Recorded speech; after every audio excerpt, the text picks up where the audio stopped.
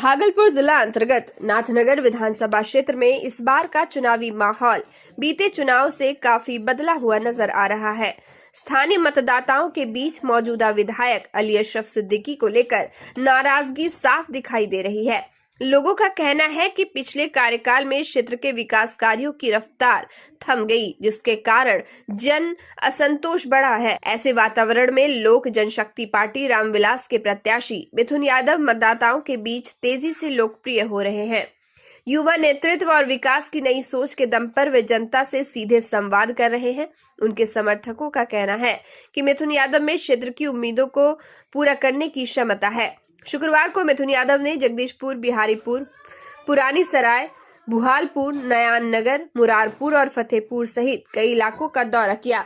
इस दौरान उन्होंने लोगों से मुलाकात की, क्षेत्र के विकास को लेकर अपनी योजनाएं बताई और स्थानीय समस्याओं को प्राथमिकता से हल करने का आश्वासन दिया।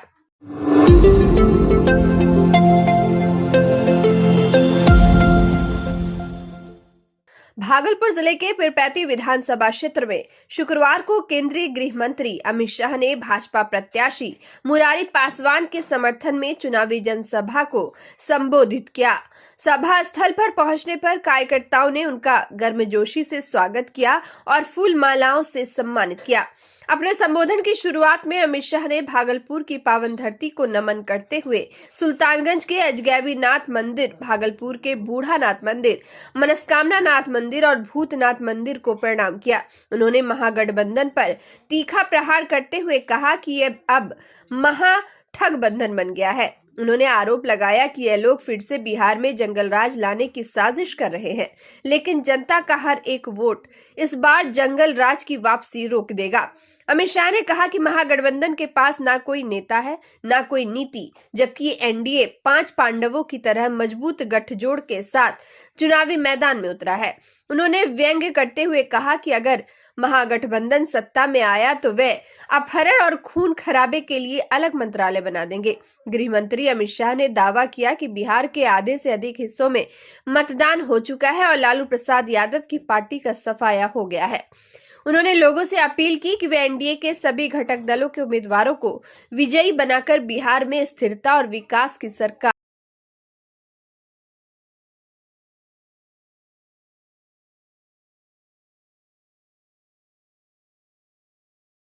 से एनडीए समर्थित भाजपा प्रत्याशी रोहित पांडे के समर्थन में खगड़िया सांसद राजेश वर्मा ने शुक्रवार को प्रेस वार्ता की। इस दौरान राजेश वर्मा ने कहा कि पिछले 3 चुनावों में भागलपुर के लोगों ने गलती की है, जिसके कारण क्षेत्र का विकास ठप पड़ा हुआ है। उन्होंने बताया कि वर्तमान विधायक विपक्ष में होने के कारण सरकार की योजनाओं का लाभ भागलपुर तक नहीं पहुंच पा रहा है। सांसद राजेश वर्मा ने जनता से अपील की कि इस बार विकास और स्थिरता के लिए भाजपा प्रत्याशी रोहित पांडे को भारी मतों से विजयी बनाया जाए, ताकि भागलपुर को नई दिशा मिल सके। उन्होंने विश्वास जताया कि भाजपा की सरकार बनने पर भागलपुर में बुनियादी सुविधाएं, रोजगार और उद्योग के क्षेत्र में बड़े पैमाने पर कार्य किए जाएंगे। राजेश वर्मा ने कहा कि इस बार भागलपुर की जनता बदलाव के लिए सजग है और भाजपा को मौका देना विकास की राह में आवश्यक है। उन्होंने उम्मीद जताई कि जनता इस बार पिछले चुनाव की गलती न दोहराएगी और भाजपा को अपनी प्राथमिकता बनाकर क्षेत्र के उज्जवल भविष्य के लिए सहयोग करेगी। प्रधानमंत्री जी ने, हमारे माननीय मुख्यमंत्री जी ने, सभी एनडीए के कार्यकर्ताओं ने और माननीय मंत्री और पदाधिकारी गणों ने, सबने एक मत होकर एनडीए पूरे मजबूती से एक साथ होकर चुनाव लड़ रहा है। और पहले चरण के मतदान के बाद जिस तरीके से एनडीए के पक्ष में एक बड़ा बहुमत होते हुए दिखाई दे रहा है, यह स्पष्ट है कि एनडीए की सरकार बड़े बहुमत के साथ बिहार में बनने जा रही है। लेकिन इसमें यह बहुत जरूरी है कि भागलपुर भी उस एनडीए के बहुमत के साथ यहाँ पर अपना विधायक चुनने का काम करे।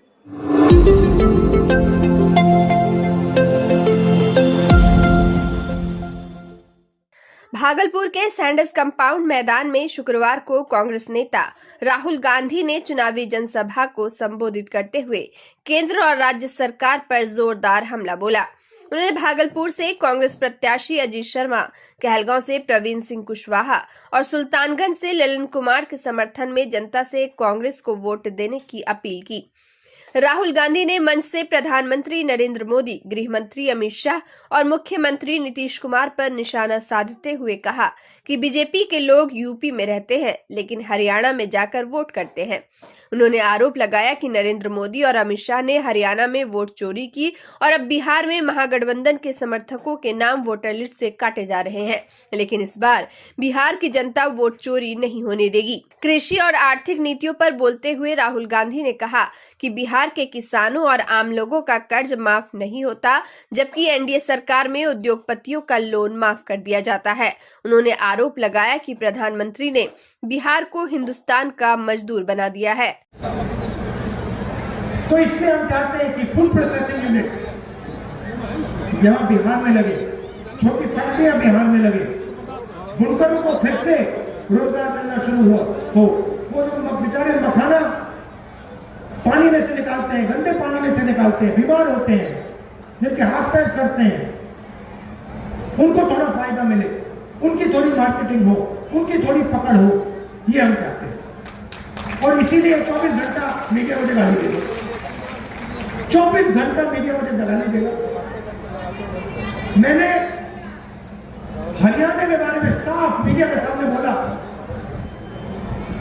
कि वोट चोरी हो रही है, 25 लाख फर्जी वोटर हैं। ब्राजील की औरत का नाम वोटर लिस्ट में है, मीडिया के मुंह से चू नहीं निकला, चू तक नहीं निकला। जो हो रहा है सोशल मीडिया पे हो रहा है। तो ये है सच्चाई। अब मेरा क्या काम है? मेरा काम इसकी रक्षा करने का है, संविधान की रक्षा करने का है।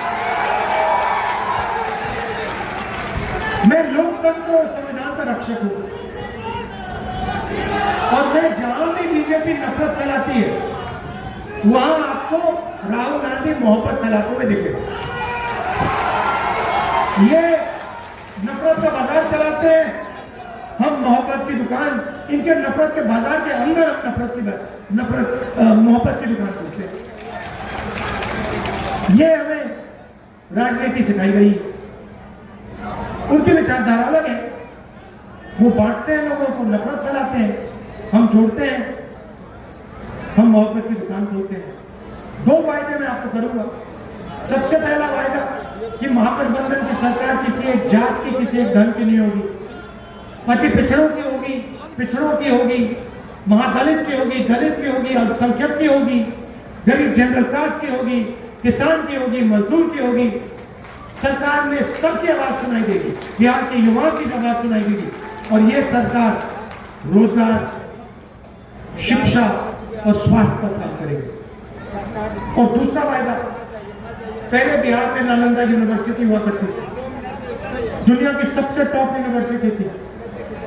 आज यहाँ पे पेपर लीक होता है, ईमानदार स्टूडेंट्स को परे कर दिया जाता है, उनको मजदूर बनाया जाता है और जो चीटिंग करते हैं उनको रोजगार दिया जाता है। मगर एक समय था जब यहाँ पे नालंदा यूनिवर्सिटी थी, दुनिया की सबसे अच्छी university, number 1 university, Harvard university से बेहतर, कैम्ब्रिज यूनिवर्सिटी से आगे नालंदा यूनिवर्सिटी। दूर दूर से लोग आते थे, जापान से, चाइना से, कोरिया से, वियतनाम से, इंग्लैंड से, जर्मनी से, फ्रांस से बिहार पढ़ाई करने आते थे। तो मेरा वायदा है, जैसे ही इंडिया गठबंधन की सरकार दिल्ली में बनेगी, दुनिया की सबसे बेहतरीन नालंदा यूनिवर्सिटी इस बिहार में खुलेगी।